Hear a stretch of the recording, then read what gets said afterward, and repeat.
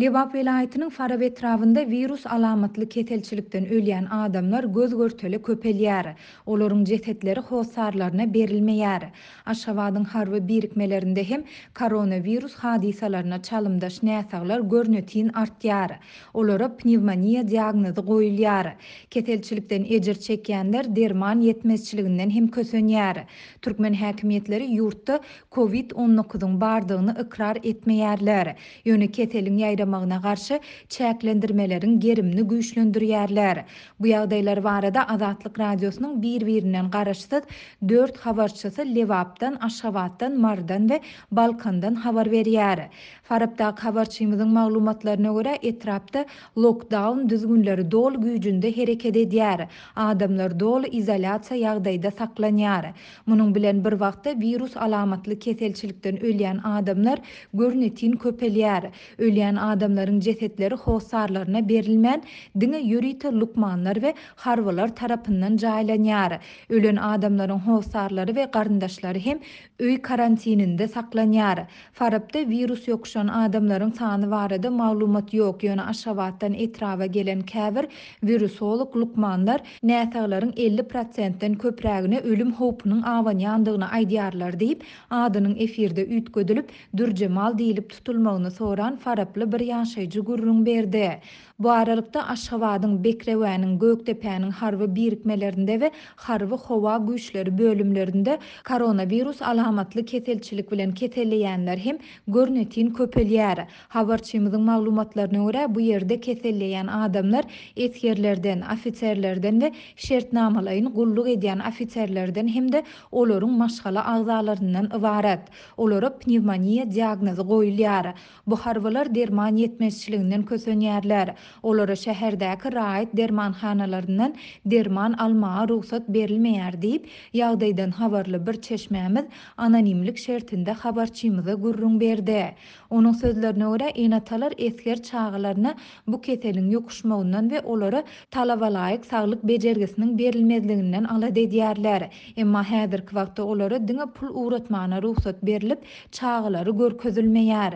Harby birikmelerdäki we bölümlerdäki näsaglar hem de olaryň maşgalalary harby keselhanalarda bejergi alýarlar. Bu ýerde derman tas ýok diýen ýaly diýip çeşmämiz aýtdy. Şeýle dol bu keselçilik hakda dil ýarmazlyk barada harby lukmanlardan, şepaat uýalaryndan we arasaçylyk işgärlerinden dilhata gol çekmek talap edilýär hem diýdi. Ýolbaşçylar muny ýurduň 0010 belgili kararyna laýyklykda döwlet sırrı hökmünde saklamaly diýdiler diýip çeşmämiz sözüni jemledi. Azatlyk baýdylanlar barada Farab etrap häkimliginden we Aşgabatyň agdalan harby bölümlerinden kommentari alyp bilmedi. Türkmen hökümeti global pandemiýa başlanaly bäri ýurtda ölüm howply virusyň ýeke ýagdaýynyň bardygyny hem ikrar etmeýär. Ýöne resmiler ýurtda koronavirus alamatly keselçilik bilen keselleýänleriň we ölýänleriň köpdügi baradaky habarlaryň arasynda keselin ýaýramagyna garşy ätiýaşlyk çärelerini şol sanda hereket çäklendirmelerini, maska giymek we köpçülükde 2 metr aralygy saklamak düzgünlerini güýçlendirýärler. Balkan vilayetiniň Türkmenbaşy şäherinde karantin çäreler sebäpli mehmanhanalaryň wagtlaýyn ýapyljakdygy barada syýahatçylara duýduruş berildi.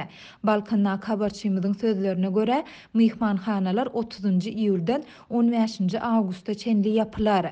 Mehmanhanalaryň resmileri mehmanlara bu hakda habarly edilendikleri barada häzirden resminama gol çekdirýärler diýip efirde adynyň atlandyrylmazlygyny soran ýagdaýdan habarly bir çeşmämiz habarçymyza gurrun berdi.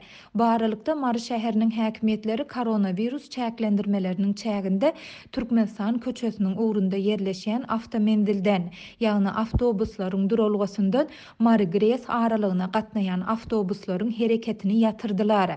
Marda habarçymyzyň maglumatlaryna görä 50-60 çemesi adam muňa nägilelik bildirip 15 iýulda awtomendile üýşdi.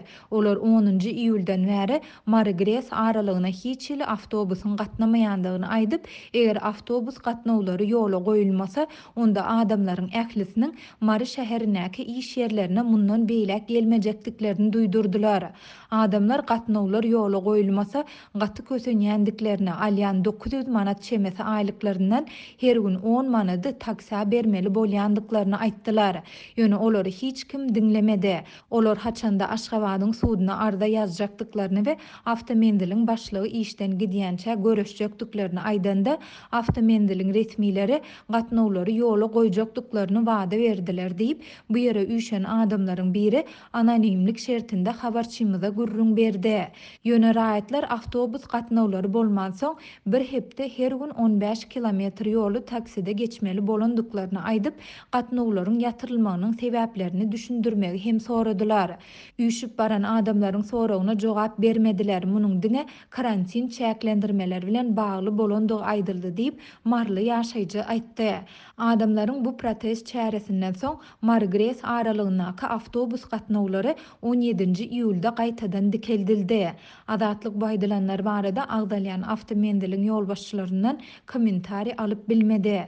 Türkmen hökümeti we döwlet mediasy global pandemiýanyň arasynda ýurtda koronawirusa ýoluyanlar we ondan helak bolýanlar barada garaşsyz habar terişdelerinde şolsanda azatlykda çykýan maglumatlara hiç ýeli reaksiýa görkezmeýärler.